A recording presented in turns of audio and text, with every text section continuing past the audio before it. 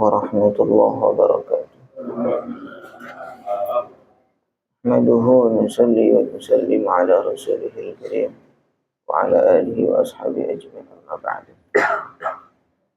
Alhamdulillah jamaah, salat subuh ini mulakan Allah. Kita lanjut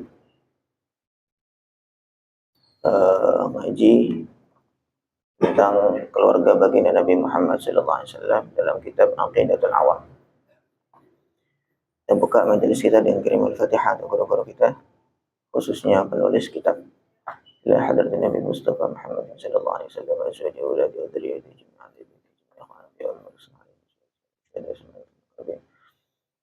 li Syekh Nazar Dafi Abdullah Syamar wa Syekh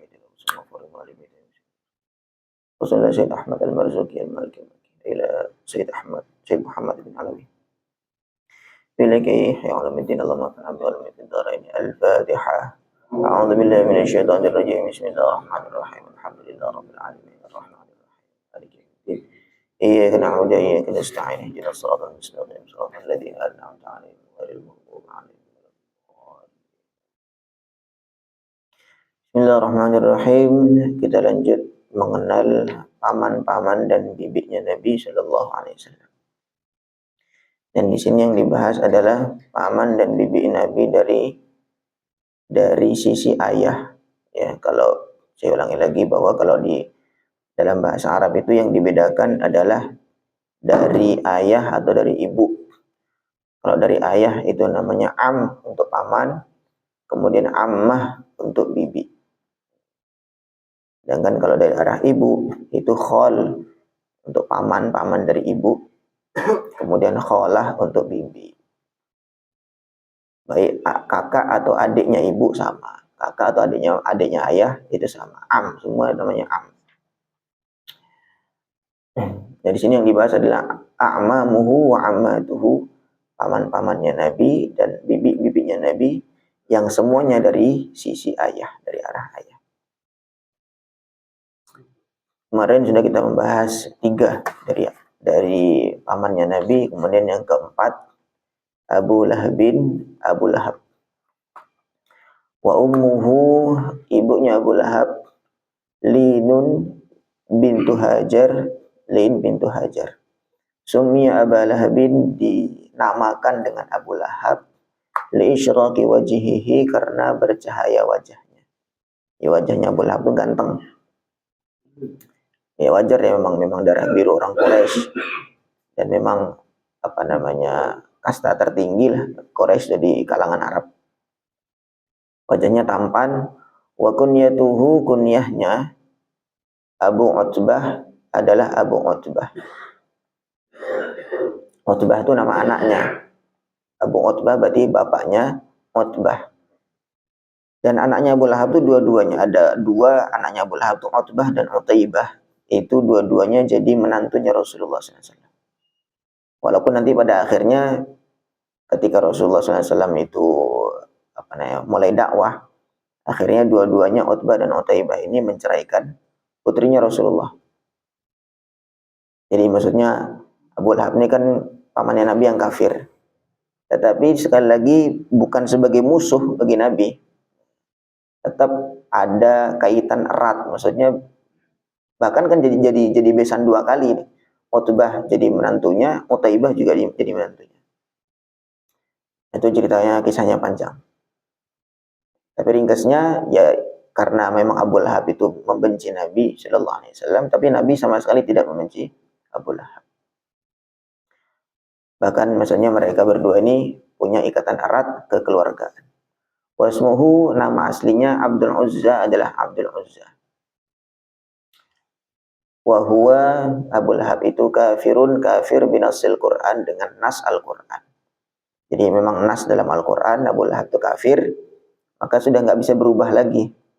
Wa kana min asyaddihim mu'aradatan lid-da'watil islamiyah. Dan Abu Lahab termasuk orang yang paling getol, paling kuat di dalam menentang dakwah Islam. Jadi ketika turun surat Tabbat Yada Abi Lahab, itu Abu Lahab masih hidup.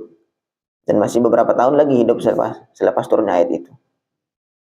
Jadi istilahnya para ulama membahas seandainya Abu Lahab itu mau saja dia mengucapkan syahadat, masuk Islam, maka itu bisa menjadi bumerang lah ya, istilahnya bahasanya, menjadi kelemahan kemukjizatan Al-Qur'an.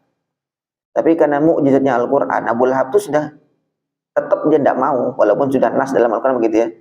Dia memang sudah Allah tutup hatinya, sehingga dia masih hidup terus dalam kondisi kafir menentang Nabi Muhammad SAW. Itu kemukjizatan Al-Qur'an. Seandainya Abu Lahab itu masuk Islam, gitu, maka jadi runtuh kemukjizatan Al-Qur'an. Jadi ayat itu turun, Abu Lahab masih hidup. Hingga di nas ini bakal mati dalam kondisi kafir. Padahal orang-orang kan nggak ada yang tahu. Kita bahkan sekarang yang Islam saja, kita tidak tahu mati kita bagaimana.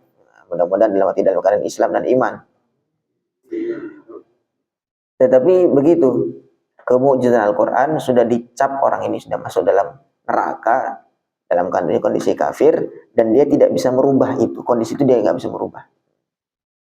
Di waktu itu Nabi mengumpulkan orang-orang Quraisy, orang-orang Mekah. Nabi naik ke Bukit Sofa, kemudian manggil semuanya, ya Sobahah, panggil semua. Nah, kemudian mereka karena dengar ada seruan, ya Sobahah itu biasanya seruan, ayo semua ke sini. Kemudian mereka pada datang, kumpul semua. Yang di pasar-pasar semua pada lari, karena mungkin dikira ada sesuatu yang penting. Bahkan orang-orang yang mungkin nggak sempat meninggalkan kerjaannya, dia ngirim utusan, ada apa itu, coba sana. Kemudian setelah semua kumpul, nanya ada apa. Kemudian Rasulullah mengatakan, kalau saya mengabarkan di balik bukit Sofa ini, di balik bukit ini ada pasukan musuh yang akan menyerang kalian semua, apa kalian membenarkan aku semua? Apa kalian semua membenarkan aku? Mereka mengatakan, oh ya, kami benarkan kamu. Karena kami tahu kamu orang yang amin, orang yang amanah, orang yang nggak pernah bohong di kalangan kami. Maka kemudian Nabi meneruskan, sesungguhnya sekarang aku mengabarkan kepada kalian, memperingatkan bahwa nanti selepas mati itu akan dihidupkan lagi, dan ada urusan amal. Kalau baik maka amalnya baik, maka balasannya baik. Kalau amalnya buruk maka dapat siksa atau dapat balasan yang buruk. Kalau pengen baik maka masuklah Islam, ucapkan la ilaha illallah Muhammadur Rasulullah. Maka langsung Abu Lahab langsung maju. Dia langsung caci maki Nabi Muhammad. Kamu ngumpulkan kami jauh capek-capek, kami lari dari tempat kami, apa cuman karena hal ini aja? Maka dikatakan tabban laka ya Muhammad, celaka kamu ya Muhammad. Setelah itu langsung turun ayat tabbat yada abi lahab wa tabba ma aghna anhu maluhu wa ma kasab, dan seterusnya. Itu nas dari Nabi, betul-betul sakit hati Nabi diperlakukan demikian. Kemudian dibela oleh Allah Subhanahu wa taala, turunlah ayat surah Al-Lahab. Wa asabathul adasatu faqatalathu. Kemudian pada akhir hidupnya Abu Lahab itu ditimpa oleh penyakit adasah. Kemudian mati dengan sebab penyakit tersebut. Wal adasatu, penyakit adasah itu bi fathid dalil muhmalah, dengan fathah dalnya adasah. Bathratun tushbihul adasah takhruju fi mawadhi'i minal jasad. Adalah bisul yang mirip seperti adasah. Adas itu ini loh, apa namanya? Kacang adas. Jadi bisul yang seperti kacang adas, ya, bisul banyak kemudian muncul di beberapa bagian tubuh. Min jinsit ta'un, termasuk jenisnya ta'un, penyakit yang mematikan. Taqtulu sahibaha, yang bisa membunuh orang yang terkena penyakit tersebut. Wa kanat 'adatuhum an ayajtanibu jifata man mata biha, dan termasuk kebiasaan orang-orang Arab itu mereka menjauhi jenazahnya atau bangkainya orang yang mati karena sebab penyakit tersebut. Wa dzakara Muhammad ibn Jarir at-Tabari Imam Ibnu Jarir At-Tabari termasuk ahli sejarah besar fi tarikhihi, dalam kitab tarikhnya, Tarikh At-Tabari, annal adasata, bahwa adasah, penyakit adasah itu kurhatun, adalah borok atau luka bernanah. Kanatil arabu tatasya'amu minha, yang orang-orang Arab itu tasya'um. Tasya'um itu apa sih bahasanya itu kalau ini ya, berfirasat buruk tuh gimana bahasanya? Tasya'um tuh kadang-kadang kalau misalkan kita apa namanya, tiba-tiba misalkan pegang gelas tiba-tiba jatuh, tasya'um tuh kayak apa namanya ya, ya bisa dibilang firasat. Nah, kadang-kadang ya prasangka buruk. Biasanya tuh begitu kalau kalau orang Arab tuh, misalnya lihat mau keluar, lihat tiba-tiba ada ular atau bagaimana, itu namanya tasya'um. Orang Arab tuh tasya'amu, berprasangka buruk, berfirasat buruk, minha, dari penyakit itu. Wa yaruna, mereka berpendapat, annaha, sungguhnya penyakit itu, tu'di asyaddal adwa, menular dengan sangat. Falamma asabat Aba Lahabin, ketika penyakit itu menimpa Abu Lahab, taba'adathu banuhu, anak-anaknya semua menjauh dari Abu Lahab. Wa baqiya ba'da mautihi thalathan, la yaqrubuhu wa la yuhawiru ahadun dafnahu. Setelah mati, selama 3 hari tidak ada yang mendekat dan tidak ada yang usaha untuk ngurusnya. Selama 3 hari dibiarin. Walamma khafu subbata fi tarkihi hafaru lahu hufratan qariban minhu. Ketika mereka, keluarga-keluarganya itu pada khawatir ini orang mati kok nggak diurus, mereka khawatir dicaci maki atau dicemooh oleh keluarga-keluarga yang lain, maka mereka menggali satu lubang di dekat mayatnya itu. Tsumma dafa'uhu fi tilkal hafrati bi alatin tawilah. Kemudian mereka mendorong mayatnya itu ke dalam lubang dengan alat yang panjang, dengan kayu mungkin didorong begitu. Tsumma qadhafuhu bil hijarati min ba'idin hatta tawara. Kemudian dilempar dengan batu-batu dari jauh sampai akhirnya terkubur. Begitu hinanya orang yang memusuhi baginda Nabi Muhammad sallallahu alaihi wasallam. Begitu juga anaknya tadi itu, anaknya Abu Lahab itu, Utbah dengan Utaibah itu nikah dengan 2 putri baginda Nabi Muhammad sallallahu alaihi wasallam. Itu kemudian ketika Nabi itu mulai dakwah, ngajak-ngajak masuk Islam, maka mereka langsung marah, mereka langsung menceraikan, datang kepada Nabi, kemudian ngomong, saya ceraikan putrimu. Kemudian caci maki Nabi, biasa begitu. Kemudian juga sama, Abu Lahab juga yang nyuruh, Abu Lahab mengatakan kepada dua putranya itu, Utbah dan Utaibah, saya nggak akan mau ketemu kalian berdua sebelum kalian menceraikan 2 putrinya Muhammad. Akhirnya mereka semua datang kepada Nabi Muhammad, kemudian menceraikan Nabi, mencaci maki juga. Akhirnya Nabi sakit hati. Kemudian salah satu antara Utbah dan Utaibah itu mati diterkam oleh singa padang pasir. Itu ketika mereka dalam perjalanan, setelah jumpa dengan Nabi, melakukan satu perjalanan bersama rombongan. Nah, kemudian selepas itu ketika malam hari tiba, mereka istirahat, barang-barang dikumpulkan jadi satu. Nah, kemudian itu anaknya Abu Lahab itu tidur di atas tumpukan barang itu, kemudian dikelilingi oleh pengawal-pengawalnya, dikelilingi oleh teman-temannya semua untuk jaga-jaga. Kemudian karena memang sudah takdirnya demikian, datang malam itu adalah singa atau ya pokoknya binatang buas lah, entah macan, entah singa, di padang pasir itu diendus satu persatu. Nggak ada yang dimakan sama sekali orang-orang di sekitarnya. Nah, kemudian naik ke tumpukan barang-barang itu, langsung menerkam anaknya Abu Lahab itu sampai lepas kepalanya. Kemudian berikutnya yang kelima, Al-Harith, pamannya Nabi adalah Al-Harith, wa ummuhu Samratu bintu Jundub. Ibunya namanya Samrah bintu Jundub. Wa huwa akbaru awladi Abdul Muttalib, anaknya Abdul Muttalib yang paling tua. Wa bihi kana yukna, dan termasuk Abu Thalib itu dikunyahi. Jadi Abul Harith dikunyah kunyah dijuluki dengan nama anaknya itu, yaitu Harith. Walam yudrikil Islam, dan tidak mendapati dakwah Islam. Jadi sebelum Nabi mulai dakwah, Al Harith yang sudah wafat duluan. Kemudian yang keenam Az-Zubair wa ummuhu Ummu Abdillah walam yudrikil Islam. Namanya Zubair yang keenam, dan juga tidak mendapati dakwah Islam. Yang ketujuh Jahal, pakai hak bi fathil jim wa sukunil ha, dengan fathah jimnya dan sukun haknya. Wa ummuhu Ummu Hamzah, ibunya namanya Ummu Hamzah. Wasmuhu Al-Mughirah, namanya Al-Mughirah. Kemudian yang ke-8 Abdul Ka'bah. Wa ummuhu Ummu Abdillah, ibunya namanya Ummu Abdillah. Walam yudrikil Islam, dan juga tidak mendapati dakwah Islam. Walam yakun lahu naslun, dan dia tidak memiliki keturunan.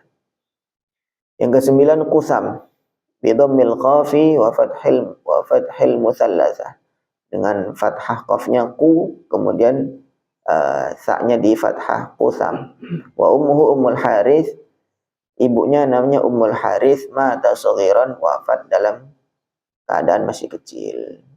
Yang ke-10 Dirar, wa ummuhu Ummul Abbas, ibunya namanya Ummul Abbas, mata fi ayyami uhiya ila Nabi sallallahu alaihi wasallam, wafat ketika hari-hari Nabi pertama kali dapat wahyu.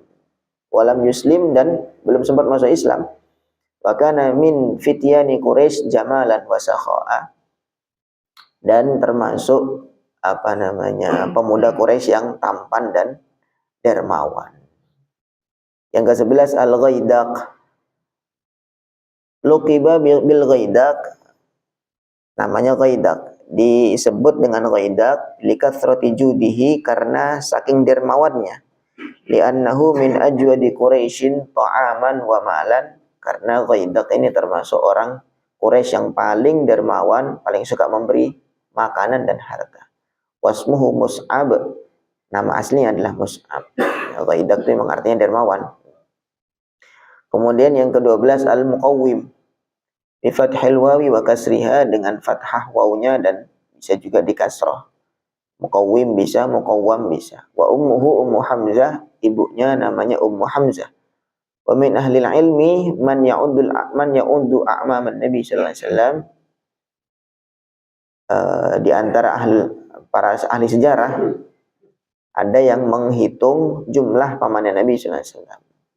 Wa yaj'alu Abdul Ka'bah wal Muqawwim wahidan, dan menjadikan yang namanya Abdul Ka'bah dan Muqawwim itu satu orang. Wa Jahlan wal Ghaidaq wahidan, dan kemudian yang namanya Jahal dengan Ghaidaq itu satu orang. Jadi memang wajar ya ada perselisihan pendapat di antara para sejarah, itu mesti setiap sejarah itu mesti ada perselisihan. Nah, maka yang di sini yang kita kaji ini adalah pendapat yang mengatakan pamannya Nabi ada 12. Kemudian di sini jelaskan juga perbedaannya, ada yang berbeda pendapat dengan beliau, bahwa ada yang mengatakan bahwa yang namanya Abdul Ka'bah dengan Muqawwim itu satu orang, bukan orang yang berbeda. Kemudian Jahal dengan Ghaidaq itu juga dua orang, bukan satu orang. Sehingga jumlahnya hanya 10 dikurang 2 kan berarti. Wal asyiqa li Abdullah walidin Nabi sallallahu alaihi wasallam min haula thalathah. Kemudian yang menjadi saudara kandung dari Abdullah, gitu, saudara kandung dari Abdullah, pamannya Nabi, orang tuanya Nabi, bapaknya Nabi adalah 3, Abu Thalib, wa Zubair, wa Abdul Ka'bah. Jadi yang saudara paman kandungnya Nabi, saudara sekandungnya Abdullah itu 3, Abu Thalib, Az-Zubair dengan Abdul Ka'bah. Yang lainnya yaitu hanya saudara seayah atau mungkin seibu. Karena tadi kan dijelaskan ibunya macam-macam, adanya ibu Ummul Abbas, ibunya Ummu Abdillah dan seterusnya. Jadi bisa jadi saudara yang lainnya itu saudara seayah atau saudara seibu. Wallahu a'lam. Wa ammatuhu, sedikit bibik-bibiknya Nabi SAW tentu dari arah ayah ini, dari kata-katanya ammat itu dari arah ayah. Situn ada 6. Wahunna, mereka semua itu yang pertama Sofiyah. Wahia Ummu Zubair ibn al-Awam, ibunya Az-Zubair ibn al-Awam, seorang sahabat ya. Az-Zubair ibn al-Awam seorang sahabat. Sofiyah ini adalah bibiknya Nabi dari arah ayah. Wa ummuha Halah bintu Uhaib Ummu Hamzah. Ibunya namanya Ummu Hamzah, Halah bintu Uhaib Ummu Hamzah.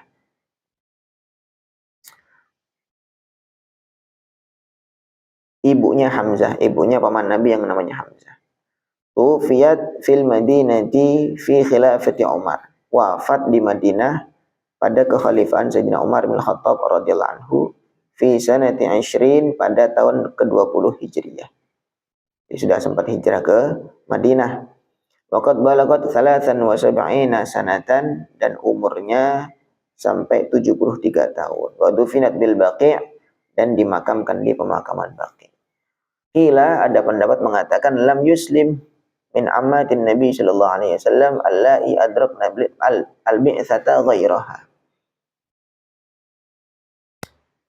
Tidak ada yang masuk Islam dari bibi-bibinya Nabi sallallahu alaihi wasallam yang mendapatkan dakwah, maksudnya mendapatkan masa-masa Nabi mulai dakwah, kecuali Sofiyah tadi itu.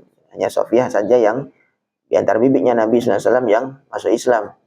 Wakila, dan ada pendapat mengatakan bal aslamat aidun Arwa wa Atikah, dan ada juga yang mengatakan ada bibinya Nabi yang namanya Arwa dan Atikah juga masuk Islam. Yang kedua namanya Arwa, yang ketiga Atikah, yang keempat Ummu Hakim, yang kelima Barrah, yang keenam Umaymah. Jadi itu bibi-bibinya Nabi dari arah ayah. Kemudian wala khilafa fi adami islami hadhihi thalathatil akhirah. Dan tidak ada khilaf di kalangan para ulama tentang tidak masuk Islamnya yang tiga akhir, Umaymah, Barrah dengan Ummu Hakim. Wa hadhil khamsah al-akhirah syaqiqatu Abdillah walidin Nabi sallallahu alaihi wasallam, dan semua lima yang akhir ini adalah ini Arwa, Atikah, Ummu Hakim, Barrah, Umaymah, ini saudara sekandungnya Abdullah, yaitu ayahnya Nabi sallallahu alaihi wasallam. Tapi yang masyhur adalah yang masuk Islam hanya Sofiyah saja dari bibinya Nabi Shallallahu Alaihi Wasallam. Sebagian lagi berpendapat ada tambahan Arwa dengan Atikah juga masuk Islam. Allah alam. Ada yang bertanya? Tidak ada. Mudah-mudahan dengan kita mengenal keluarganya baginda Nabi Shallallahu Alaihi Wasallam menambah kecintaan kita kepada beliau. Dan beliau berkenan juga mengenal kita, memberi syafaat kepada kita semua. Kita akhiri dengan kifarah majlis. Subhanallah bihamdihi, subhanakallahumma bihamdika, asyhadu an la ilaha illa anta, astaghfiruka wa atubu ilaik. Assalamualaikum warahmatullahi wabarakatuh.